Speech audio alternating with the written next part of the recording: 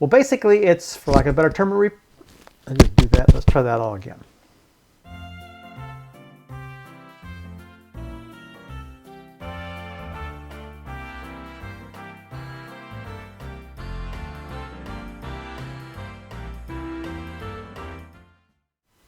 Hi everybody, and welcome to another exciting edition of Boring JavaScript. I'm your host, the Virtual Wade, aka Mike Smith, and today we're going to be talking about the date object.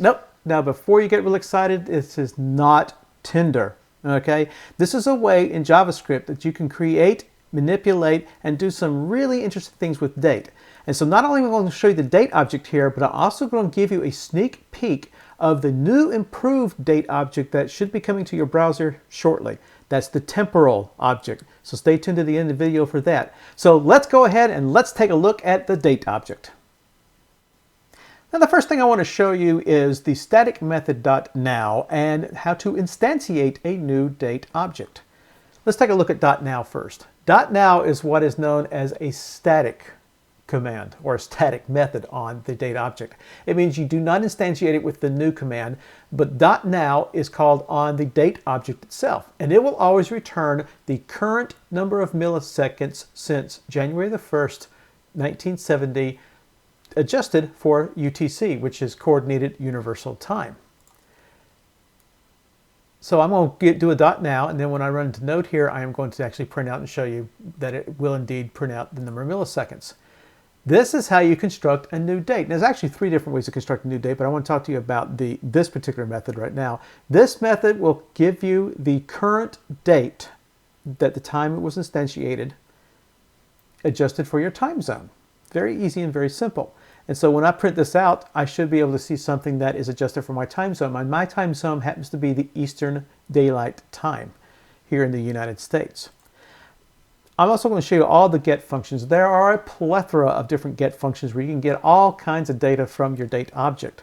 I just kind of want to briefly cover a few of them here. The first one is the get, the normal get methods. And these normal get methods will get all of the data that is associated with your date at your current locale.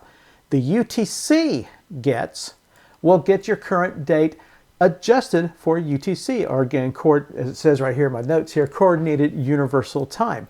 And I'm going to show you the difference between the two, and I'm also going to show you the difference between the milliseconds for our right now object, which got the static for .now, and the milliseconds, which is the get time for our current date. So let's flip over to Node and see what we got.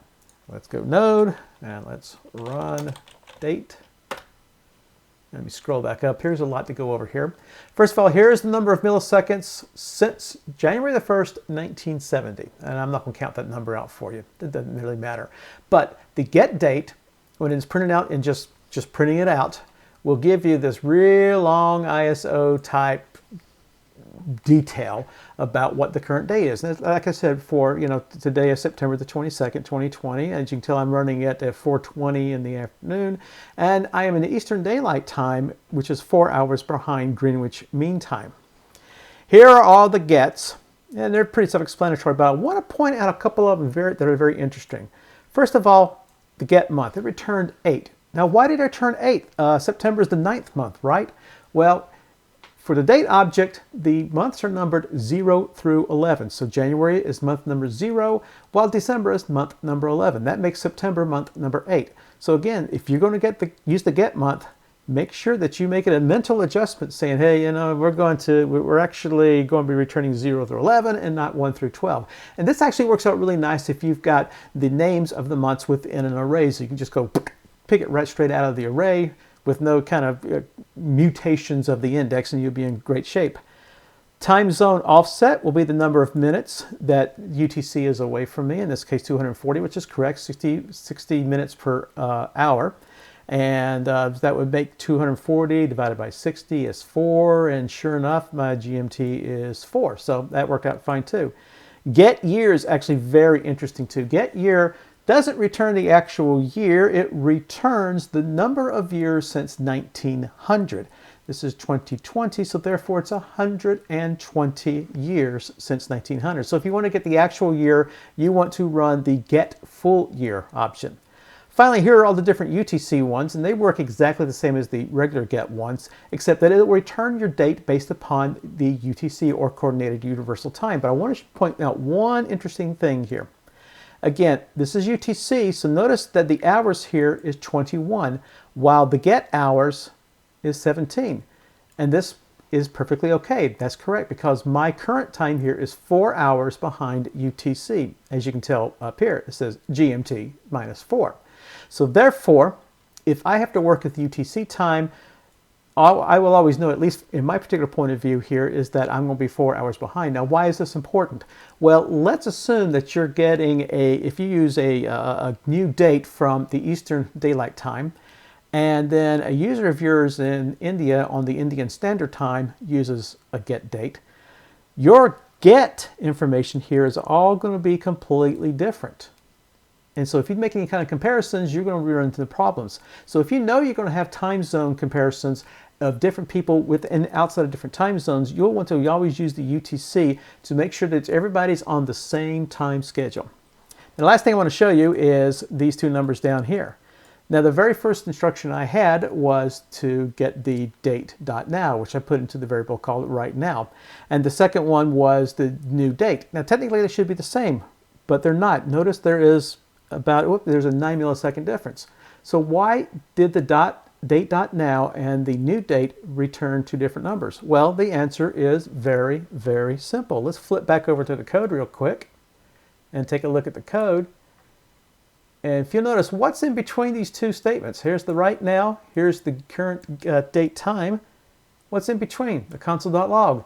That means that in this particular case, although I expect them to kind of be the same, they're not, because it obviously took 9 milliseconds to do the console.log. So if you want to get date and times exactly correct, at the exact moment an operation occurred, do date.now. If you want to record a historical action that has occurred, you want to do the new date. So that's kind of a difference between date.now and a new date for getting, like I said, the current date of the user in your particular application. Now, earlier I said that there were other ways you can construct a date using JavaScript, using the date. There's different constructors, basically, and I'm going to show them to you right now. The first one we've already covered. It gets you the current date. The second one is that you pass the number of milliseconds that have occurred since January the 1st, 1970. This is that little Unix timestamp type thing here, except it's not really a Unix timestamp, because Unix timestamps don't have milliseconds there, so kind of be aware of that. You have to add the milliseconds at the end. And that will give you the Unix timestamp. The second way to be able to construct one is to pass it some text. Now, this internally uses the parse method, which is also a static method, just like now, and it will take that text and attempt to parse a date out of that. Now, while this looks wonderful, if you go on the MDN, that's the Mozilla Development Network documentation, it will suggest to you not to use this. Why? Well, apparently browser implementation is not the best in the world. So, for instance, I'm on Chrome here. It might work great for Chrome, but you know, if you got somebody still on an older IE, which a lot of people in the world still have it, it may do something a little bit different. So it's not a good way to be able to instantiate a date. So forget I ever said that one. The one I would suggest using passes a whole bunch of data over to the date. That data is the year, the month, the date within the month, the hours, the minutes, the seconds, and the number of milliseconds. And that will also create a date, and that will allow you to get a very exact date for your application. I'm also going to show you a fourth one here, which does the exact same thing as line number 10 up here, except it doesn't have the hours, the minutes, the seconds, or the milliseconds. So I'm going to show you what happens if you don't have some of those pieces of data there. You want to take a look at Node? Let's take a look.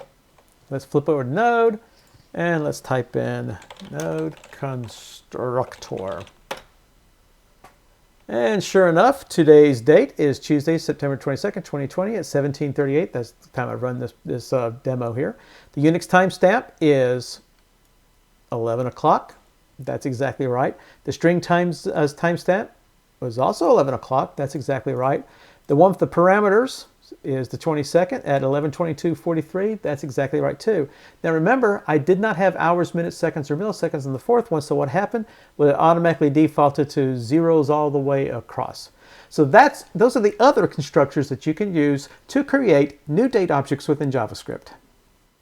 Now, one of the nice things you can do with date objects is you can do a little bit of math on them to help trying to do comparisons or to figure out elapsed time and things like that. So I'm going to very briefly show you a couple little interesting things you can do with date objects.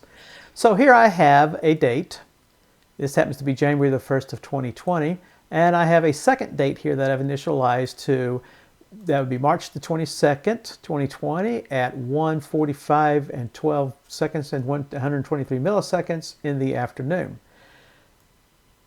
If you can actually subtract one date from another, and that will give you the elapsed time between the dates.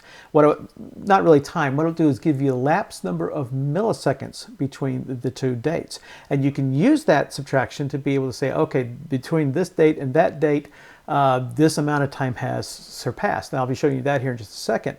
You can also do things like greater than or less than. And that will compare these two dates and say, well, one is greater than one date is greater than a date, another date is less than a date. So you can kind of compare whether one date is greater than or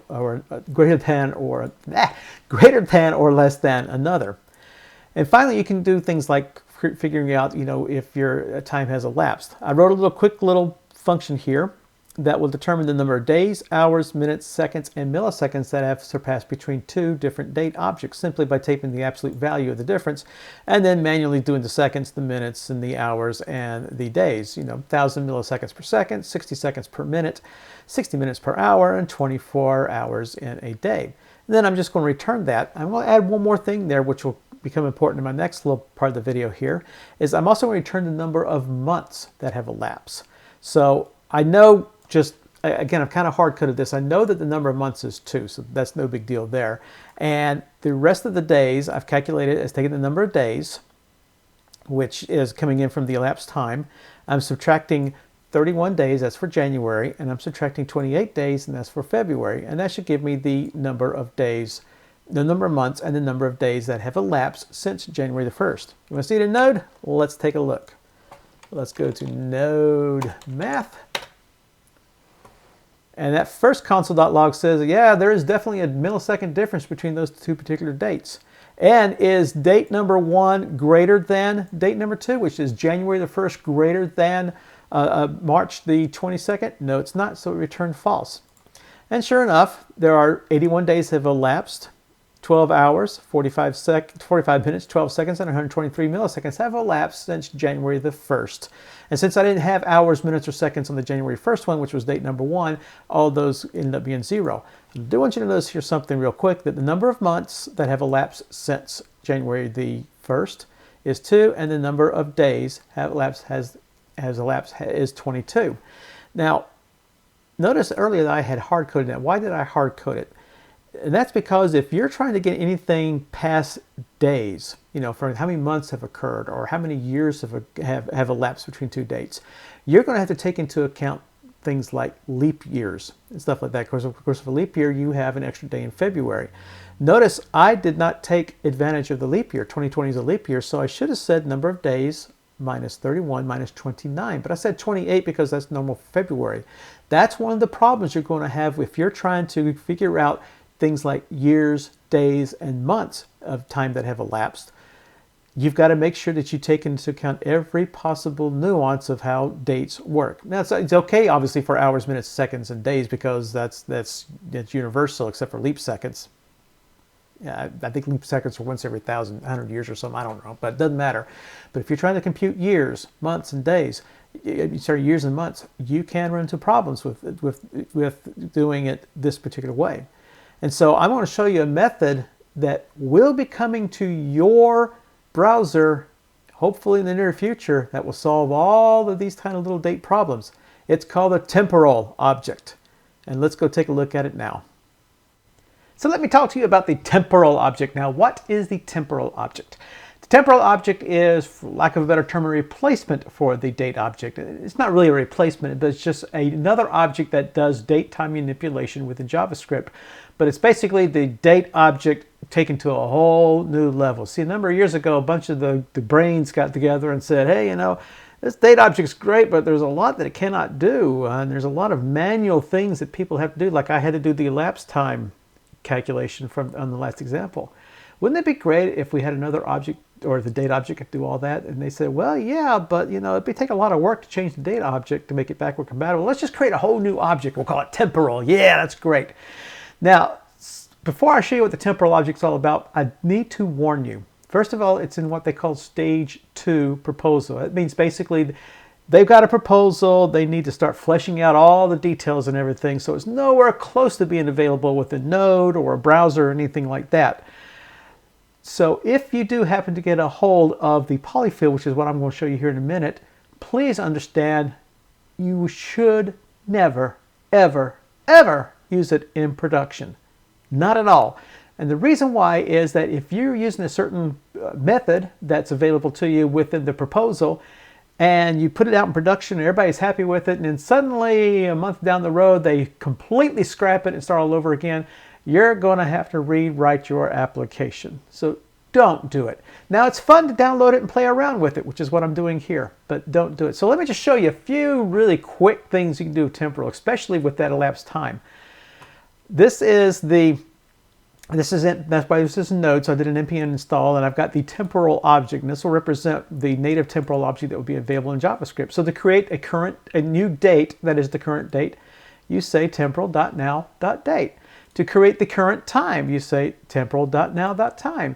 If you want to combine the two, you can combine the two by saying temporal.now.date.time. So if you wanted to be able to parse dates, remember earlier I said that the parse method with the date doesn't really do a very good job across browsers. Well, the temporal object is going to eliminate that. So you'll be able to pass it all kinds of strings. And I've passed it these two different strings to create a date 1 and date 2. And I've set that for March the 22nd and January the 1st for 2020 because I want to also do a program called difference. A method called difference. And this difference takes the difference between one date and the difference and another date.